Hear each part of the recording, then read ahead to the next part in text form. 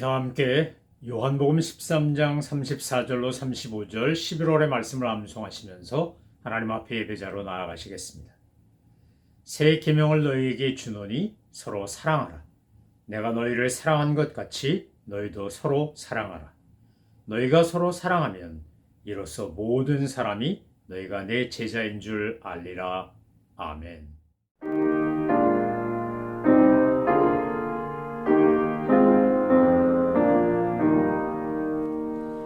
겸손히 주를 섬길 때 괴로운 일이 많으나 구주 영에게 힘 주사 잘 감당하게 하소서. 인자한 말을 가지고 사람을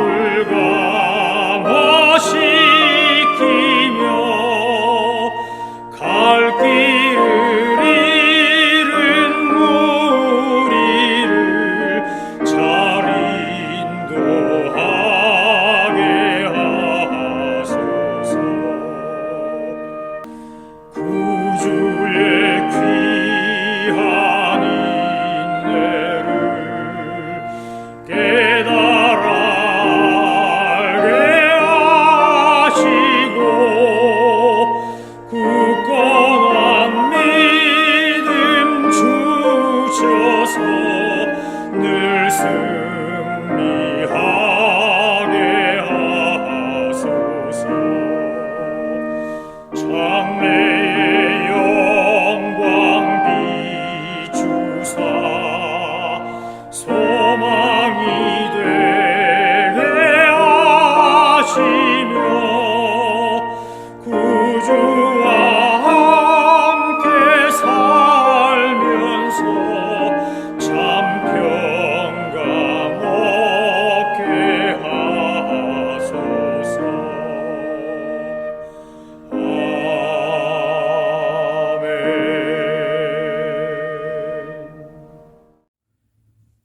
하나님께서 오늘 우리에게 주신 말씀은 다니엘서 5장입니다. 하나님의 말씀을 받들어 읽겠습니다. 벨사살 왕이 그의 귀족 1000명을 위하여 큰 잔치를 베풀고 그 1000명 앞에서 술을 마시니라. 벨사살이 술을 마실 때 명하여 그의 부친 느부갓네살이 예루살렘 성전에서 탈취하여 온 금, 은 그릇을 가져오라고 명하였으니 이는 왕과 귀족들과 왕후들과 후궁들이 다 그것으로 마시려 함이었더라. 이에 예루살렘 하나님의 전 성소 중에서 탈취하여 온 금그릇을 가져오매 왕이 그 귀족들과 왕후들과 후궁들과 더불어 그것으로 마시더라. 그들이 술을 마시고는 그 은, 금, 구리, 쇠, 나무, 돌로 만든 신들을 찬양하니라. 그때 사람의 손가락들이 나타나서 왕궁 촛대 맞은편 석회벽에 글자를 쓰는데 왕이 그 글자 쓰는 손가락을 본지라. 이에 왕의 질기던 얼굴빛이 변하고 그 생각이 번민하여 넓적다리 마디가 녹는 듯하고 그의 무릎이 서로 부딪힌지라. 왕이 크게 소리질러 술객과 갈대아 술사와 점쟁이를 불러오게 하고 바벨론의 지혜자들에게 말하되 누구를 막론하고 이 글자를 읽고 그 해석을 내게 보이면 자주색 옷을 입히고 금사슬을 그의 목에 걸어주리니 그를 나라의 셋째 통치자로 삼으리라 하니라. 그때 왕의 지혜자가 다 들어왔으나 능히 그 글자를 읽지 못하며 그 해석을 왕께 알려주지 못하는지라. 그러므로 벨사살 왕이 크게 번민하여 그의 얼굴빛이 변하였고 귀족들도 다 놀라니라. 왕비가 왕과 그 귀족들의 말로 말미암아 잔치한궁에 들어왔더니 이에 말하여 이르되 왕이여 만수무강하옵소서. 왕의 생각을 번민하게 하지 말며 얼굴빛을 변할 것도 아니니이다. 왕의 나라에 거룩한 신들의 영이 있는 사람이 있으니 곧 왕의 부친 때에 있던 자로서 명철과 총명과 지혜가 신들의 지혜와 같은 자니이다. 왕의 부친 느부갓네살 왕이 그를 세워 박수와 술객과 갈대아 술사와 점쟁이의 어른을 삼으셨으니 왕이 벨드사살이라 이름한 이 다니엘은 마음이 민첩하고 지식과 총명이 있어 능히 꿈을 해석하며 은밀한 말을 밝히며 의문을 풀 수 있었나이다. 이제 다니엘을 부르소서. 그리하시면 그가 그 해석을 알려드리리이다 하니라. 이에 다니엘이 부름을 받아 왕이 앞에 나오매 왕이 다니엘에게 말하되 내가 나의 부왕이 유다에서 사로잡아 온 유다 자손 중에 그 다니엘이냐? 내가 내게 대하여 들은즉 내 안에는 신들의 영이 있으므로 내가 명철과 총명과 비상한 지혜가 있다 하도다.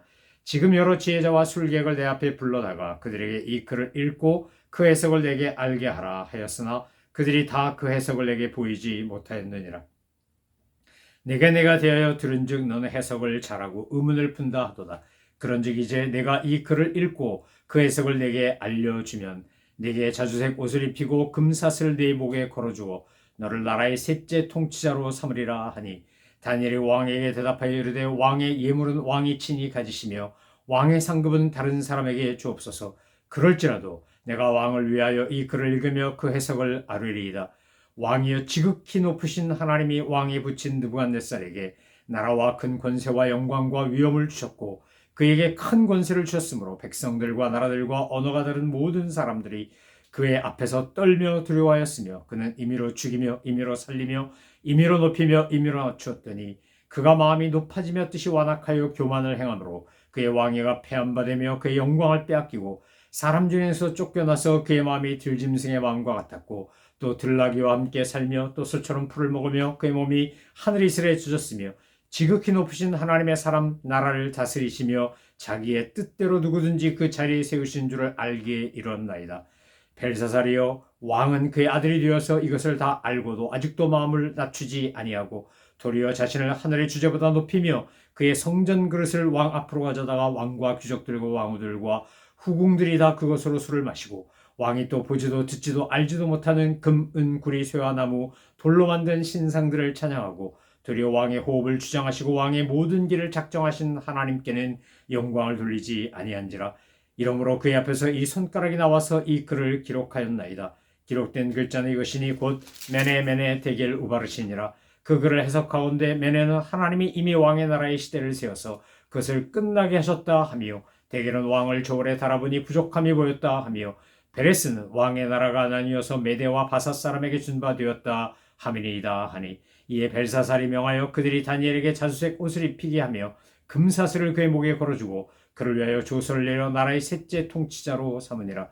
그날 밤에 갈대아 왕 벨사살이 죽임을 당하였고 메대 사람 다리오가 나라를 얻었는데 그때 다리오는 62세였더라. 아멘.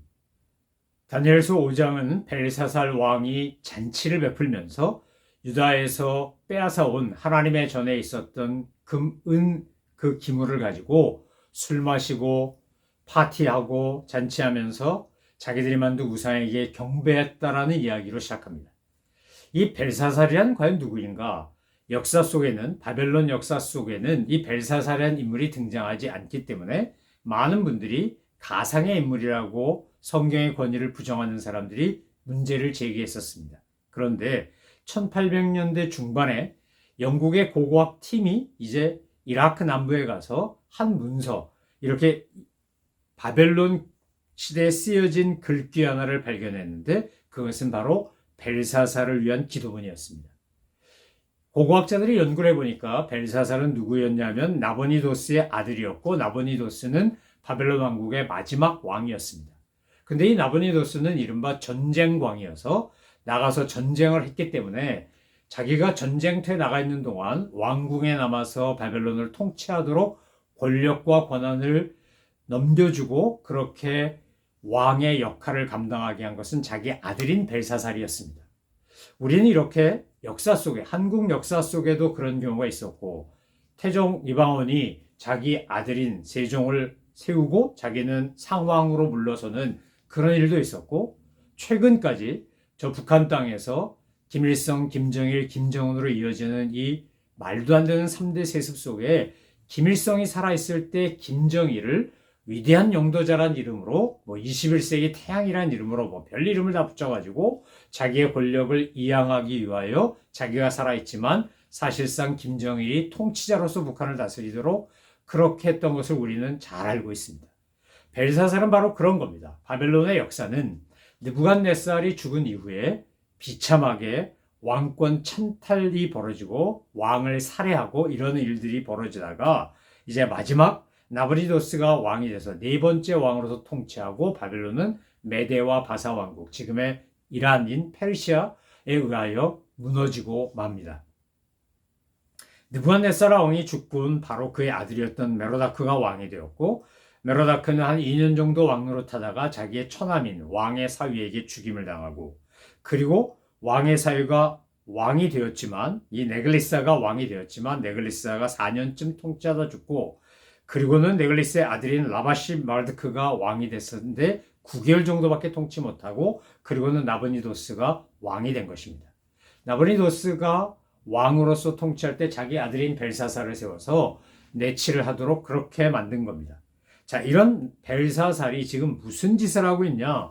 다니엘서 5장에 보면 그가 바벨론 제국에서 잔치를 벌리면서 하나님 앞에 온갖 오만과 교만과 가증한 죄를 범하고 있는 겁니다. 하나님께서 오늘 우리에게 분명히 4장에서도 느부갓네살이 교만해졌을 때 하나님이 그에게 요즘식으로 하면 치매 같은 거겠지요.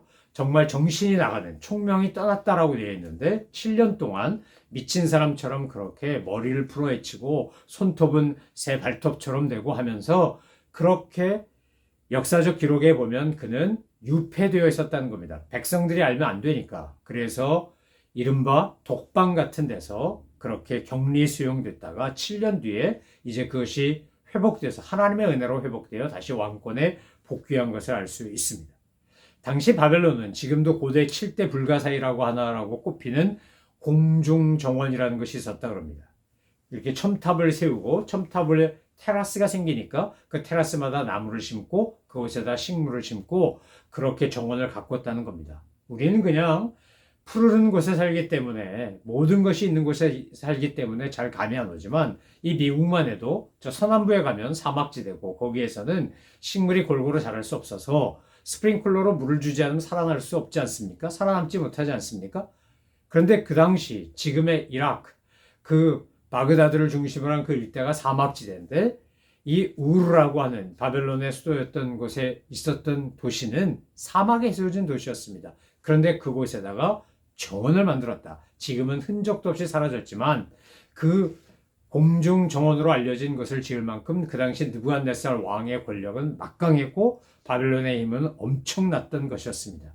그러나 그 바벨론도 이제 왕이 4번에 걸쳐 바뀌는 가운데 서서히 길고 있는데 벨사살이 지금 뭐 하는 거냐? 마치 자기들은 영원한 나라로 갈 것처럼 잔치를 베풀고 귀족 1000명 그리고 왕후, 후궁 뭐 다 불러다가 지금 아주 그냥 질펀하게 연애를 하고 있는 겁니다. 그런데 문제는 그때 술을 마시고 인간적으로 잔치를 베풀 때 썼던 그릇이 예루살렘 하나님의 전 성소 중에서 탈취해온 은근 그릇을 가져다가 그 귀족들과 왕과 왕후들과 후궁들이 그것으로 술을 마셨다는 겁니다. 그때 하나님이 진노하시니까 어떻게 된 겁니까? 사람의 손가락들이 나타나서 건너편 벽에다가 글자를 씁니다. 근데 이 글자를 아무도 알아보지도 못하고 읽지도 못하고 뜻도 해석하지 못하는 겁니다. 여기에 또다시 다니엘이 등장하는데 벨사살이 활동할 때의 다니엘은 약 80대 초중반의 노인이었을 거라고 추정합니다. 느부갓네살 앞에 나갔을 때는 10대 소년이었지만 이제는 나이가 많은 그런 노인이 된 겁니다. 이제 벨사살이 누구든지 이 글자를 읽고 해석하는 사람에게는 셋째 치리자를 삼겠다. 첫째 치리자가 자기 아버지고 둘째 치리자가 자기니까 셋째 치리자로 삼겠다는 건 정말 합당한 표현입니다. 그렇게 엄청난 것을 제안하면서 이것을 풀으라 그러는데 옛날 느부갓네살 왕이 꿈을 꿀 때도 그랬지만 벨사살이 요구한 데도 불구하고 바벨론의 어느 지혜자도 박수, 술객 누구도 그것을 풀지 못합니다. 왜 그렇습니까? 그것은 하나님이 벨사살과 또 이 바벨론 왕국에 보낸 경고의 메시지이기 때문에 이건 하나님의 사람만이 풀 수 있는 겁니다.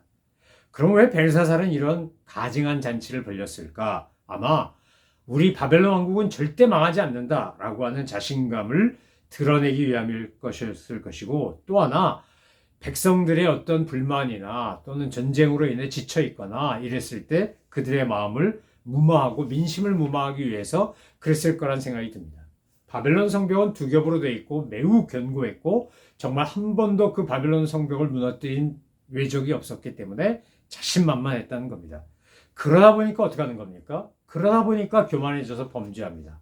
하나님 앞에서 아주 의도적으로 범죄합니다. 계획적으로 범죄합니다. 여러분, 모르고 죄 짓는 것도 안 좋은데 잘못된 건데 의도적으로 죄를 짓는다, 이건 얼마나 잘못된 겁니까? 교만으로 말미암아 의도적으로 예루살렘에서 가지고 온 그 금, 은 그릇, 하나님의 성소에서 썬 거 가져다가 하나님께 드려지던 거룩한 성물을 인간들이 술 마시는 데 쓰기 시작하는 겁니다. 그리고 술만 마셨습니까? 23절 후반절에 보면 그가 어떻게 하는 겁니까? 그 전 기명을 가져다가 왕과 귀인과 왕후들과 후궁들과 술을 마시고 보지도 듣지도 알지도 못하는 금, 은, 동, 철, 쇠와 또 나무와 돌 같은 것으로 만든 우상에게 경배하고 찬양하고 도리어 하나님 생명을 주관하시고 모든 것을 주관하신 하나님 앞에 영광을 돌리지 않았던 겁니다. 여러분, 이것이 우상 숭배를 하는 교만한 사람들은 하나님은 무시하고 자기들이 인간들이 만든 것들을 절대화하면서 그렇게 경배합니다.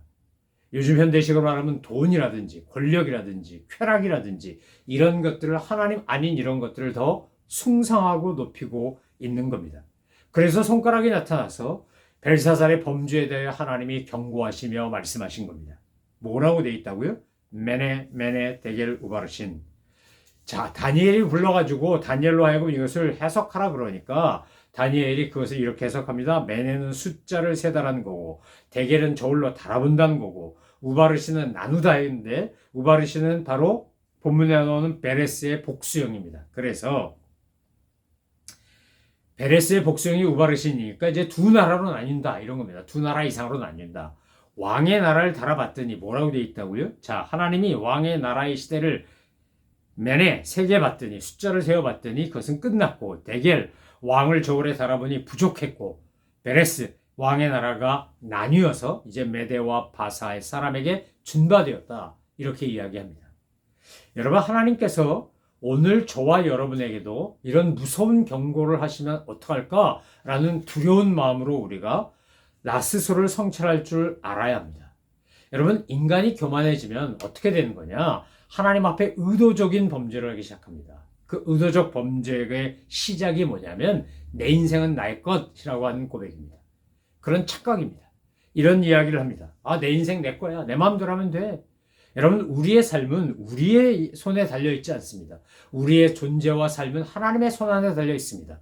그분이 우리에게 은혜를 주시고 능력을 주시고 권능을 주시고 건강을 주시고 모든 것을 주셨기 때문에 우리가 이 땅에서 살아가고 돈도 벌고 공부도 하고 활동도 하고 뭐 여러 가지를 하는 겁니다. 하나님의 손을 거두시면 어떻게 될까요? 우리에게 주님이 뻗은 은혜와 사랑의 손길을 거두시면 우리는 망할 수밖에 없고 실패할 수밖에 없고 그리고는 죽을 수밖에 없습니다. 우리의 존재 자체가, 우리의 생명 자체가 하나님 손에 달려있는 겁니다. 그래서 본문 23절에서 다니엘이 벨사살에게 이렇게 말하지 않습니까? 자신을 하늘의 주제보다 높이며 그의 성전 그릇을 왕 앞으로 가져다가 왕과 귀족들과 왕후들과 후궁들이 다 그것으로 술을 마시고 왕이 보지도 듣지도 알지도 못하는 금, 은, 구리, 쇠와 나무, 돌로 만든 신상을 찬양하고 도리어 왕의 호흡을 주장하신 하나님 앞에, 지극히 거룩하신 하나님 앞에 영광을 돌리지 않았습니다 라고 벨사살 왕의 죄에 대하여 정확하게 지적하고 있는 겁니다. 여러분, 우리가 하나님 앞에서 겸손하게 정말 우리 자신을 주님의 은혜 가운데 있는 존재라고 여긴다면 우린 절대로 벨사살 왕 같은 이런 교만하고 의도적인 죄를 지으면 안 됩니다. 벨사살을 통하여 하나님이 다니엘의 입을 통해 들려주신 인간의 존재 목적과 이유가 무엇입니까? 그것은 바로 하나님께 영광을 돌리고 하나님을 경배하며 찬양하는 것입니다. 오늘 저와 여러분이 내가 정말 섬기고 숭상하고 경배하고 찬양하는 존재가 무엇인가를 한번 살펴보십시오. 다 바꾸어 말하면 여러분이 가장 귀하게 여기고 여러분이 가장 소중하게 여기는 것이 무엇인지 점검해 보십시오. 벨사살은 자기의 이름, 이 바벨론 왕국, 이 연회, 즐거움, 자기들이 만든 우상 이런 거 즐기고 경배하고 찬양하고 높였습니다. 여러분, 아무짝에도 도움이 안 되는 금, 은, 동, 구리, 나무, 쇠 이런 걸로 만든 우상 아무 도움이 안 됩니다. 왜요? 오늘 다니엘이 그 글자의 의미를 해석하고 난 뒤에 9절, 30절, 31절이 뭐라고 되어 있습니까? 벨사살이 다니엘에게 금사들도 씌워주고 자주색옷도 입히고 셋째 총차로 삼았지만 그것은 단 하루 만에 끝나고 맙니다. 왜요? 그날 밤에 갈대아 왕 벨사살이 죽임을 당했습니다. 메대 사람 다리오에게 죽임을 당하고 왕국이 무너져 버립니다. 여러분, 오늘 우리가 정말 주님 앞에서 말씀대로 살고 믿음으로 살고 주의 영광 위에 산다라고 하는 것은 한 치 앞도 내다보지 못한 우리가 어떻게 우리의 존재와 생명을 내가 마음대로 할 수 있다고 생각하겠습니까? 하나님 앞에서 내 존재와 생명을 주님께 맡겨드리고 주님의 은혜 가운데 겸손히 감사하며 사는 겁니다. 그래서 내가 가장 소중하게 여기는 것이 돈도, 명예도, 권력도, 나 자신도, 내 자녀도, 부모, 형제도 아닌 하나님이어야 하는 겁니다. 왜요? 그분이 주셨기 때문에 내 생명이 있고, 그분이 주셨기 때문에 능력이 있고, 그분이 주셨기 때문에 오늘 내 삶이 있기 때문입니다. 여러분, 우리 예수 믿는 사람은 한마디로 말하면 예수님과 함께 십자가에서 죽고 예수님과 함께 다시 살아서 비록 육체 가운데 살지만 내 안에서 예수님을 믿는 믿음으로 사는 겁니다. 하나님께 영광을 돌려드리고 하나님의 목적하신 바대로 우리에게 주신 사명을 이루기 위해 사는 겁니다. 그래서 우리는 하나님 앞에서 정말 주님에게만 초점을 맞추고 주님께만 영광과 경배를 돌리며 살아야 합니다. 여러분이 돈이 많건 성공했건 유명해졌건 무엇이 되었든지 간에 그것이 마치 여러분의 노력과 능력과 여러분 자신의 잘남으로 인하여 된 것이라고 착각하지 않으시기를 바랍니다. 벨사살과 비교가 되지 않는 느부갓네살조차 교만했을 때 그는 7년 동안 그렇게 짐승처럼 살아야 했습니다. 하물며 벨사살이겠습니까? 그가 뭘 했습니까? 느부갓네살처럼 정복을 하고 전쟁을 하고 임의로 살리기도 하고 죽이기도 할 만큼 절대 권력자였습니까? 태어나 보니 왕의 후손인 것 뿐입니다. 정말 아무것도 한 게 없습니다. 그런데도 벨사살이 온갖 교만을 다 떨면서 정말 하나님 앞에 드려졌던 거룩한 성물로 자기의 술잔을 삼은 거 아닙니까? 여러분, 벨사살만 이렇게 하는 게 아니라 우리도 그럴 수 있다는 사실을 잊지 말으셔야 합니다. 하나님 앞에서 나를 쳐서 복종하고 날마다 겸손히 그리스도의 십자가를 지고 주님의 뒤를 따르고자 하지 않는다면 우리도 벨사살처럼 또는 느부갓네살처럼 교만하다가 범죄하고 징계받고 망할 수 있다는 사실을 잊지 않으셔야 합니다. 추수감사절을 맞이하면서 정말 지난 시간을 돌아보고 하나님 앞에 감사하며 우리가 더욱 하나님 앞에 겸손하게 이 모든 것이 나의 나 된 것이다 하나님의 은혜라 고백하며 주님과 함께 믿음으로 동행하시는, 그래서 달아보니 시대가 끝났고 부족하고 나뉘는다가 아니라 내가 너를 보니 정말 충분하고 아직도 충분히 남았고 너의 나라가 왕국이 네 가문이 번성할 것이다. 이런 하나님의 은혜와 복을 누리는 우리 모든 믿음의 식구들 되시기를 소망하며 축원합니다. 기도하겠습니다. 하나님 아버지, 지난 1년을 돌아보며 이 추수감사절에 하나님 앞에 예배하며 찬양하며 경배합니다. 나의 나 된 것이다 하나님의 은혜라. 사도 바울의 고백이 저희들의 고백이고 모든 것 다 주의 은혜였는데 당연한 것 하나도 없었는데 저희가 너무 당연히 여기며 살고 있지 않은지 돌아보게 하여 주옵소서. 늘 감사하고 주님 앞에 경배하는 저희들 다 되게 하여 주옵소서. 감사드리며 예수 그리스도의 이름으로 기도 올려옵나이다. 아멘. 하늘에 계신 우리 아버지, 아버지의 이름을 거룩하게 하시며 아버지의 나라가 오게 하시며 아버지의 뜻이 하늘에서와 같이 땅에서도 이루어지게 하소서. 오늘 우리에게 일용할 양식을 주시고 우리가 우리에게 잘못한 사람을 용서하여 준 것 같이 우리 죄를 용서하여 주시고 우리를 시험에 빠지지 않게 하시고 악에서 구하소서. 나라와 권능과 영광이 영원히 아버지의 것입니다. 아멘.